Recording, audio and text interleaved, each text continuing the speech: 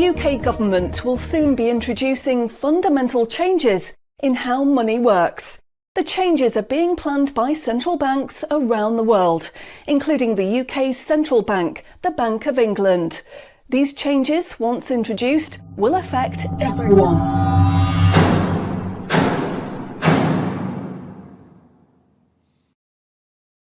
So, what are these changes really about?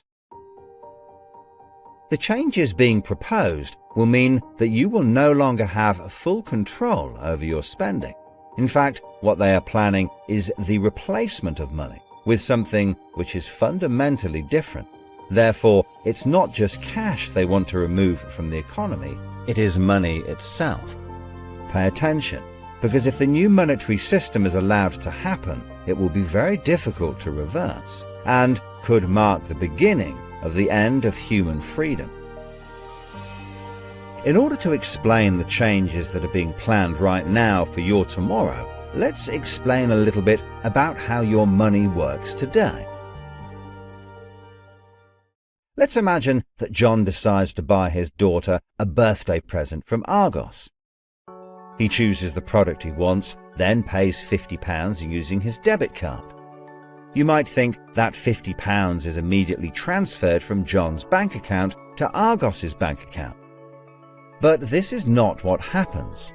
A record is created showing that John's bank owes Argos's bank £50, and John's account will even show that the money has left his account, but the actual transfer of funds does not occur at the time of purchase.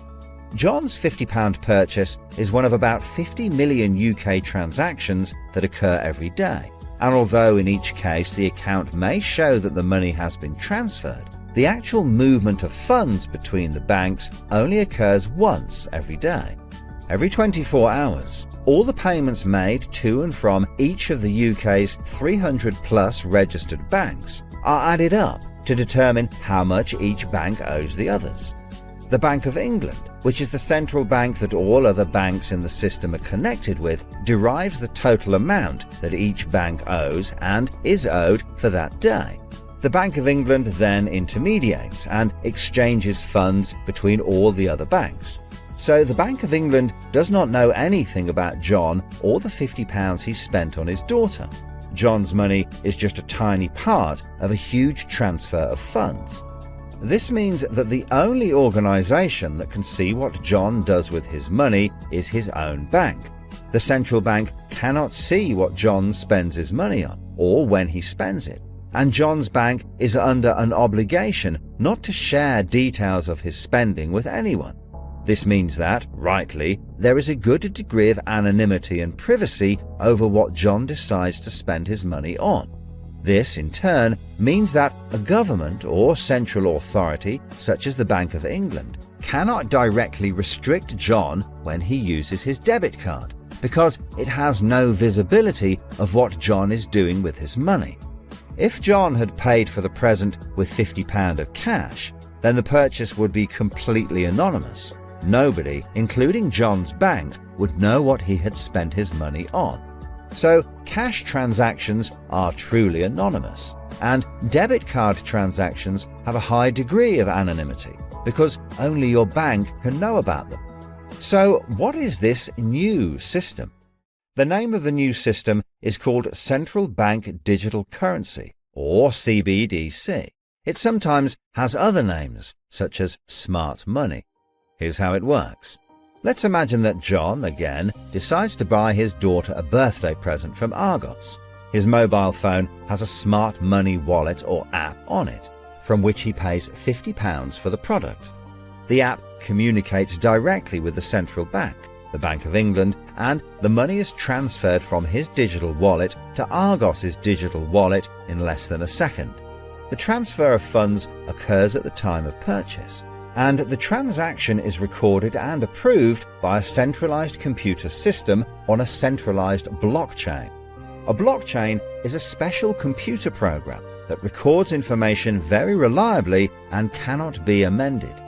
The centralized computer system runs continuously and can deal with hundreds of transactions per second as they occur throughout the entire economy, processing all of the public's purchases being made by millions of digital wallets.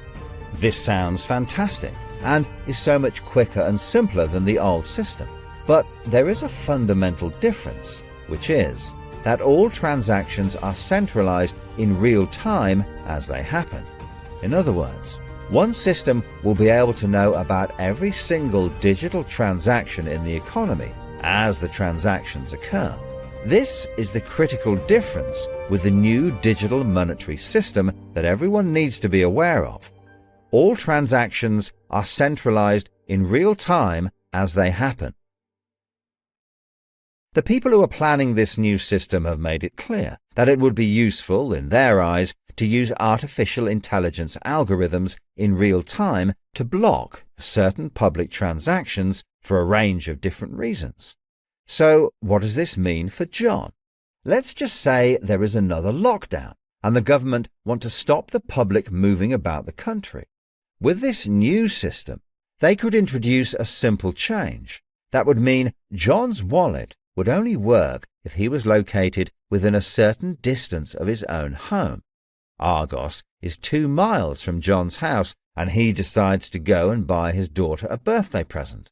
He attempts to pay £50 for the product with the app. The app communicates directly with the Bank of England's computer system, and the system rejects John's payment before it is made, because the system knows that John is 2 miles from his own home, and John's wallet has been limited to spending within just 1 mile. John cannot now buy anything unless he moves closer to his own home. His money is now useless if he wants to go anywhere. Why doesn't John just use cash? That would be a good solution for John as long as cash is still in use. So, how might this new system be introduced? The Prime Minister called an emergency meeting today to discuss the unprecedented slide into economic recession in the UK and global economies. Inflation is out of control, and high interest rates are causing thousands of house repossessions. All cash points and over-the-counter cash services are now frozen, and millions of people face losing their life savings as a number of high street banks are declared insolvent.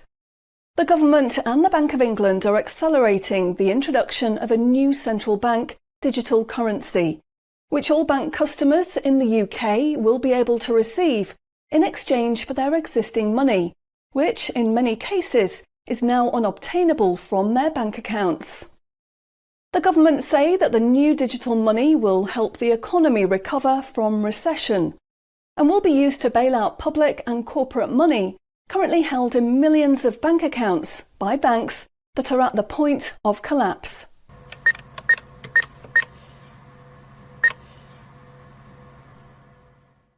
It says cash unobtainable from this account. It's frozen our money. Bleeding hell, John. How much have we got in the house? We've only got £120, and when that's gone, nothing. I don't believe it. The bank's frozen our money. We've got £25,000 in that account and no way of getting it back. Download your central bank CBDC wallet app today and get bonus digital pounds free. If you exchange your existing bank funds into your digital currency wallet now, you will receive free digital pounds for each account you exchange. You can then spend from your digital wallet by using your phone app, exactly like a debit card. Download the free app now from the UK government website or the App Store. John, we need to download the digital wallet thing. See if we can transfer it in. We've got no other option, love. Wow, it's transferred and it's given us some bonus money. I can't believe it. How do you know it's worked? It's worked, love. Everyone's using this money now. Right, I'm off down Tesco to try it out. Sorted. Recent figures show that the public's use of cash has halved in the last 12 months. Experts say this is due to the success and sheer convenience of the new CBDC digital money. The government has announced that all cash will be phased out